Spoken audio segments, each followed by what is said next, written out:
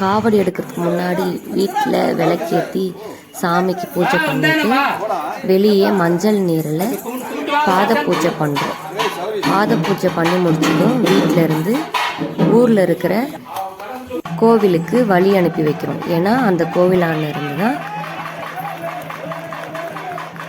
வேல் குத்துறது, காவடி எடுக்கிறது, கரகம் எடுக்கிறது, தேர் இழுக்கிறது அப்படின்னு நம்மளுடைய ஊரில் இருக்கிற சாமி முன்னாடி இருந்து தான் நம்மளுடைய வேண்டுதலை ஸ்டார்ட் பண்ண போகிறாங்க. ஸ்டார்ட் பண்ணி இங்கேருந்து தான் எல்லாமே வேல் குத்தி முதுகில் அந்த ஊக்ஸ் எல்லாம் மாட்டி அந்த தேரெல்லாம் இழுத்து கொண்டு போய் நம்ம வேண்டி இருந்தோம் பாருங்கள், அந்த முருகர் கோவிலான போய் தான் நம்மளுடைய வேண்டுதலை நிறைவேற்றணும். நம்மளுடைய விரதத்தையும் அந்த கோவிலான போய் தான் நம்ம முடிக்கணும். பாருங்கள்,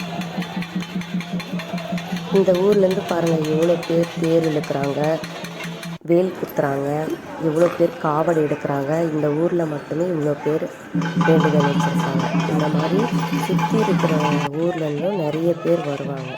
அதனால் கோவிலான நிறைய கூட்டங்கள் இருக்கும். நம்ம கொஞ்சம் அங்கே போகும்போது கொஞ்சம் சேஃப்டியாக தான் போகணும். இல்லைன்னா நசுக்கிடுவாங்க நம்மளை. இல்லைன்னா அந்த திருட்டு தொல்லைகள் இதெல்லாம் இருக்கும். இந்த மாதிரி இடத்துக்குலாம் போகும்போது நகையெல்லாம் போட்டுட்டு போனோன்னா கொஞ்சம் பத்திரமா பார்த்துக்கணும்.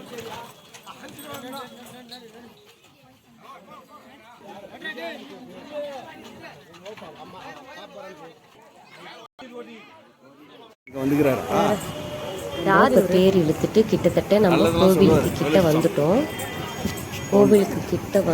பாருங்கள், சுற்றி காடு. நம்ம எங்கே வந்திருக்கோம்னு பார்த்தீங்கன்னா ஜலகாமரில் இருக்கிற முருகர் கோவிலுக்கு தான் நமக்கு தேர் இழுத்து கொண்டு வந்துட்டுருக்கோம். பாருங்கள், வழி ஃபுல்லாக அன்னதானம் போடுவாங்க. இங்கே தான் அன்னதானம் தான். இப்போது இங்கே தான் நம்ம வந்து அன்னதானம் வாங்கி சாப்பிட போகிறோம். சாமி சாப்பாடு வாங்கி பிரசாதம்.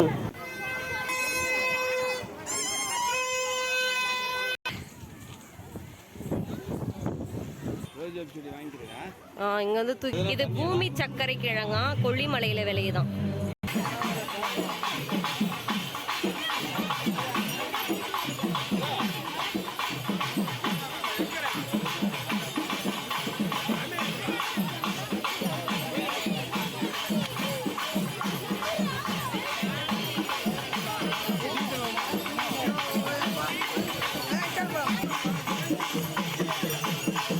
நம்மளுடைய வேண்டுதலை நிறைவேற்றத்துக்காக கோவிலான வந்து சேர்ந்தாச்சு. தேர் இழுத்துட்டு இப்போ வந்து நம்ம வந்து கோவிலுக்கு அடியில் கீழே தான் நம்ம இருக்கிறோம். இப்போது கோவில்லாம் ஃபுல்லாக மலை மேலே இருக்குது.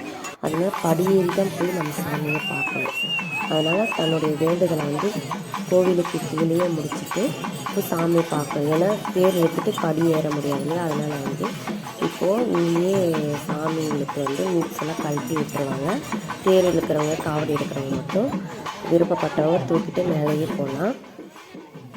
இப்போது இங்கேருந்து இப்போது படியேறி நம்ம போக போகிறோம். நான் போகிற ஒவ்வொரு இடமும் பார்க்குற ஒவ்வொரு சாமியையும் ஃபோட்டோஸாக இல்லை வீடியோஸாக நான் வந்து அப்லோட் பண்ணுறேன்.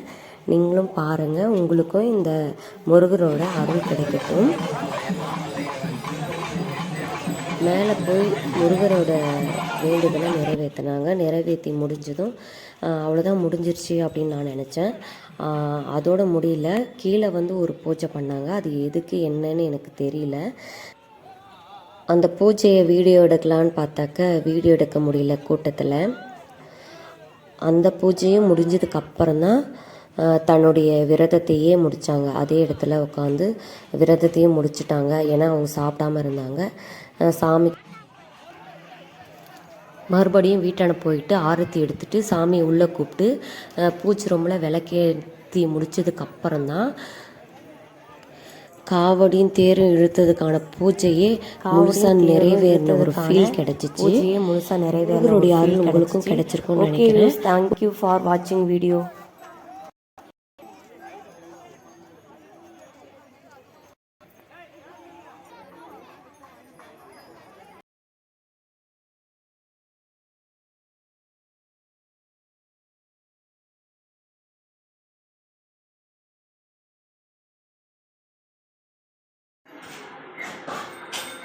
Benim sırtımdan bana duruyor.